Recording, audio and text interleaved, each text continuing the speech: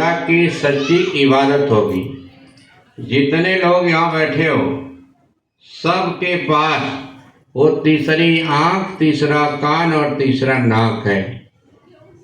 अब आप सोचते हो कि भगवान शंकर के पास ही तीसरा नेत्र था? सबके पास था, लेकिन भगवान शंकर जब इस मृतलोक में आए तो तपस्या करके उन्होंने अपने त्रिनेत्र को खोल लिया, तो उनका प्रचार हो गया।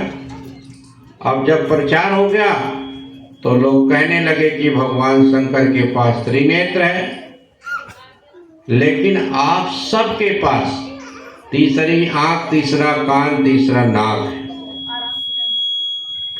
तो वो जब खुल जाएगा तो आपको इसी मनुष्य शरीर में ये जितने भी देवी देवता हैं, जितने भी भगवान का नाम आपने सुना है आज तक, ये सब आपको इसी मनुष्य शरीर में दोनों आंखों के बीच में जो जीवात्मा बैठी है उससे ये लोग दिखाई देंगे। देखो, इस धरती पर समय समय पर उस प्रभु की तरफ से शक्तियां भेजी जाती हैं। किस लिए? जब मानवता का यानी नुकसान होने लगता है, मानव का जीवन खतरे में पड़ जाता है, तब उस प्रभु की तरफ से यानी शक्तियां भेजी जाती। देखो, ये तमाम तरह के काली के रूप में, दुर्गा के रूप में ये जो शक्तियां धरती पर आई तो अलग अलग जगहों पर आई, इसलिए कि वहाँ पर जो दुष्ट लोग थे उनका संहार करने के लिए। ऐसे ही त्रेता में जब ज़्यादा यानी पापाचार, दुराचार बढ़ गया तो राम के रूप में शक्ति आई और उन्होंने दुष्टों का संहार किया। जहाँ जहाँ जंगल में या जहाँ भी जैसे लोग आप ये समझो लोग थे, दुष्ट लोग थे, उनका संहार किया। ऐसे ही द्वापर जब लगा तो उससे ऊंची शक्ति यानी आप समझो कि भगवान कृष्ण को 16 कला का अवतार माना जाता है, उससे ऊंची शक्ति आई। तो 56 करोड़ यदुवंशी और आप समझो कि वो कौरवों का यानी उनका नाश करके, उनका विनाश करके वो शक्ति चली गई। ये चल रहा आपका कलयुग।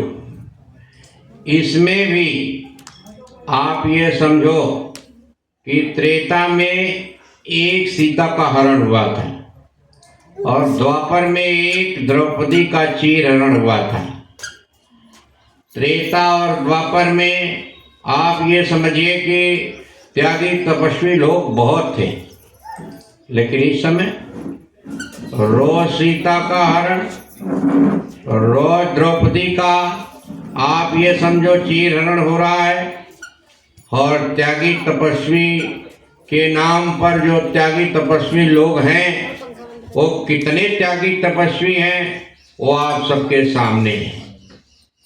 तो ऐसी स्थिति में उस प्रभु की तरफ से शक्ति दी गई है,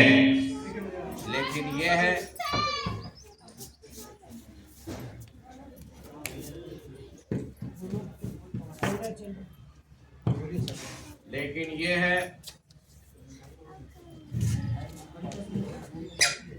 लाइट चली गई,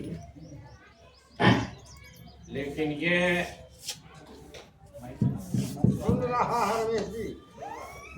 ये है कि इस समय जो शक्ति सतगुरु की धरती पर विराजमान है, ये शक्ति जो है ऐसी है जो आप मनुष्यों को बचाना चाहती है। इनको दयाल की शक्ति कहते हैं। ये नहीं चाहते कि मानव का नुकसान हो जाए, मानव का संहार हो जाए, ये दयाल की शक्ति नहीं चाहते। इसीलिए ये आपको बार बार समझाते रहते हैं, बार बार चेताते रहते हैं, क्योंकि इनका काम धरती पर आने का एक ही होता है कि जहाँ से आपकी आत्मा आई उसको वहाँ पहुँचा दिया जाए, और कोई काम नहीं होता है। तो देखो प्रेमी भाई बहनों, जिनको प्रभु के पास जाने का रास्ता मिला हुआ है, को लोग तो लगातार प्रभु के प्राप्ति का जो रास्ता मिला है उसको बराबर करते रहो, और जिनको नहीं मिला है वो लोग जल्दी से जल्दी इस रास्ते को ले लो। प्रभु के पास जाने का एक ही रास्ता हर युगों में एक ही रास्ता रहा है, वो ये कि इस मानव शरीर में बैठी हुई जो जीवात्मा है, इसका आँख कान नाक खोल करके उस प्रभु का दर्शन दीदार कर लो। यही एक रास्ता रहा है, और इस समय में भी एक ही रास्ता है। तो उसके लिए ज़रूरत यह है कि कोई जानकार धरती पर जिंदा सतगुरु मिल जाए तो आपका काम बन जाए। जो भी पूजा पाठ आप कर रहे हो, आपकी उस पूजा पाठ से आप ये चाहो कि आत्मा का कल्याण हो जाए तो ये नामुमकिन है। कारण कि बारी मथे घृत होत है और सिकता से भरु तेल, और बिन हरि भजन न भव तरे, यह सिद्धांत फेल। यानी